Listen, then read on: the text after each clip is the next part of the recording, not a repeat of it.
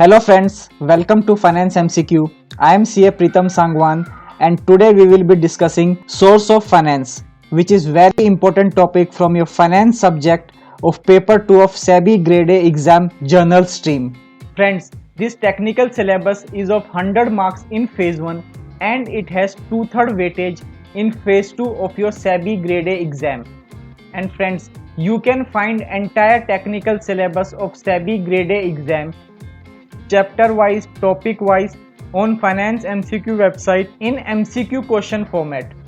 You can visit the website and practice entire technical syllabus there.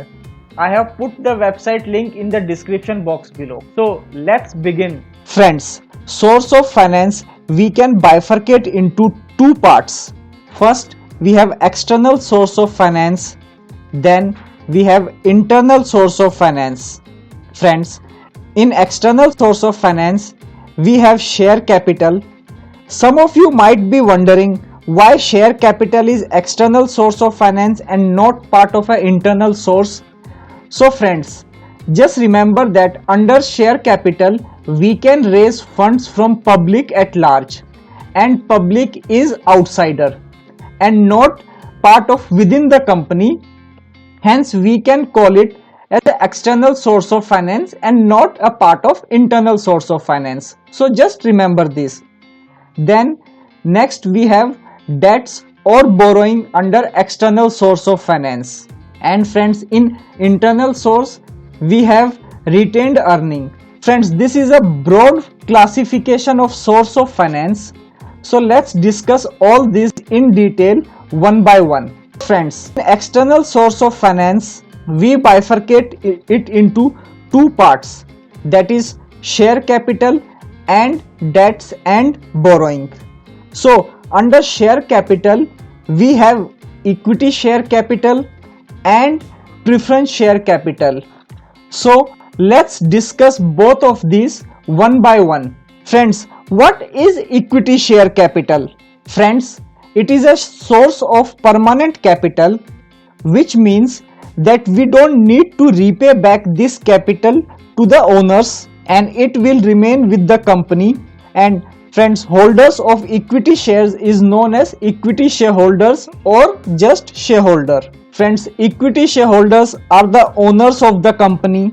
They appoint board of directors who runs the company on their behalf, and all important and significant decisions needs shareholders approval. Equity shareholders receive dividends, and dividend is a part of profit which is distributed to members holding equity share capital. Next, friends, cost of equity is very high because equity shareholders expect high return on their investment as compared to other suppliers of long-term funds. Hence, equity cost is high. It provides securities to other suppliers of fund. Any institution who is giving loan to the company will make sure that company debt equity ratio is sufficient to cover the debt. So equity share capital provides securities other suppliers of fund. So friends, I hope you get a brief idea about equity share capital and various features related to it. So let's move ahead and discuss next type of share capital. Friends, here we need to understand differentiating factor between equity share capital and preference share capital. Preference shareholders receives priority payment of dividend and repayment of borrowings over equity shareholders. That is, preference share capital will be repaid before equity share capital in case of liquidation, and also they receive dividend before equity shareholders dividend. Further, friends, preference shares can be cumulative or non-cumulative. Cumulative means in case of dividend of a particular year is not paid, it will be accumulated and it will be treated as an arrear and will be paid in the subsequent year. And non-cumulative means unpaid dividend will not be carried forward to the next year. Third point, rate of dividend is higher than the rate of interest on debentures, loans or etc. So here the preference shareholders will get higher rate of dividend, higher in comparison of rate of interest on debentures or loan that we charged from our outside borrowings. Next point, friends, preference shares are to be repaid within a stipulated period mentioned at the time of raising preference shares. Friends, preference shares are to be issued for a maximum period of 20 years. They are not like equity shares which does not require repayment, so they have to be repaid within stipulated period. So now let's discuss some of the various types of preference shares which can be asked in your exams. Friends, first one is cumulative, second one is non-cumulative. We have already talked about this. Cumulative preference shares, what are the main features? That it accumulation of arrears of dividend, and non-cumulative is there is no right to arrears of dividend. If last year dividend was not paid, then in subsequent year there is no requirement to pay dividend on them for the previous year. The third one is participating preference shares. Now what does it mean? They say the participate in surplus of the fund. Friends, it means they get share of profit like equity shareholders. And friends, issue of participating preference shares are not allowed. Then we have convertible preference shares. Friends, convertible preference shares, they have an option to convert it into equity shares. Then we have redeemable preference shares. Redeemable preference shares means they are redeemed after a stipulated period, and the maximum stipulated period is for which the preference shares can be issued is 20 years.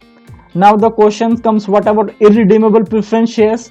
So friends, irredeemable preference shares are not allowed to be issued in India. So just remember this point. So I hope various type of preference shares is clear, and if you have any doubt you can write in the comment box.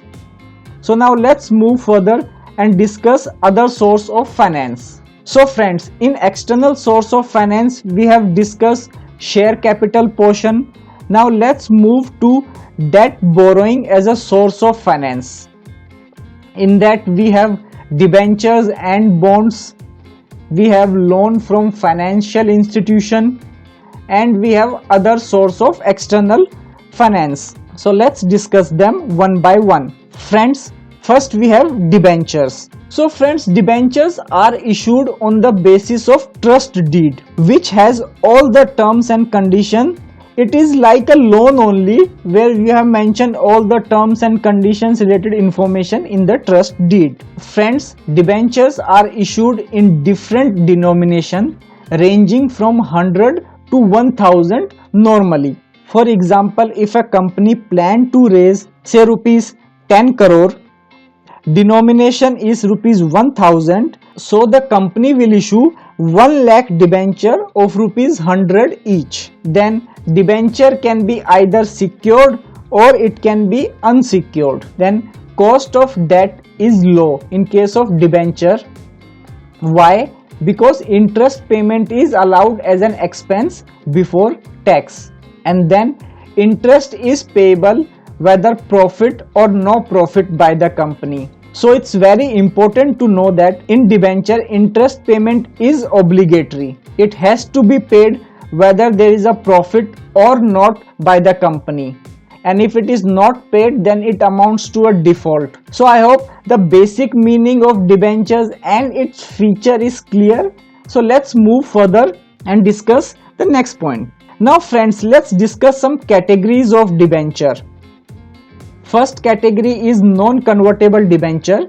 It means debenture cannot be converted into equity share capital. Then we have fully convertible debentures. It means they will be fully converted into equity shares at the time of maturity. Friends, here interest rate is less as compared to non-convertible debenture because they have a feature of equity share also. Then we have a third type, which is partial convertible debenture. It has the feature of both non-convertible as well as the convertible debentures. So now let's discuss some other type of debentures also. First one is registered debenture. Friends, in this interest is payable to the registered person in whose name the debenture is registered. Then second type we have mortgage debenture. Mortgage debentures are secured debentures, secured by charges on fixed assets, generally on the fixed assets. Then we have bearer debenture. These are transferable debentures, just like negotiable instrument. What it means, like a bills of exchange, you can transfer to third person. Whoever holding that debenture will ultimately get the payment and interest. Then you have redeemable debentures. Redeemable debentures are those debentures which are redeemed after a stipulated period. Then we have a non-redeemable debentures. Its main features that it is not repayable. So remember here friends, like irredeemable preference shares, non-redeemable debentures are also not allowed to be issued. Maximum period for which a debenture can be issued is 10 years. Then we have sixth type, which is naked or simple debentures. And what it means any unsecured debentures is known as naked or simple debenture. So friends, do remember all these types of debentures. It is very important from your exam point of view. Any of these can be asked. Friends, we will keep this video till here only, so that you can grasp whatever we have studied till and practice them. And in the next video we will continue other sources of finance. Friends, for more practice of this topic in MCQ format, I request you to please visit Finance MCQ website. It has entire SEBI graded technical syllabus, which is paper 2 of general stream in MCQ format. It has 2000 plus subject wise, topic wise MCQ questions to practice. We have added explanations for correct answers wherever required. It also has 25 test series for your technical syllabus to practice. So friends, there is lot of study materials to practice on Finance MCQ. Do visit the website for more practice and increase your selection chances. Friends, website link is in the description box below. I will come up with new video. Till then, take care and thank you so much for watching.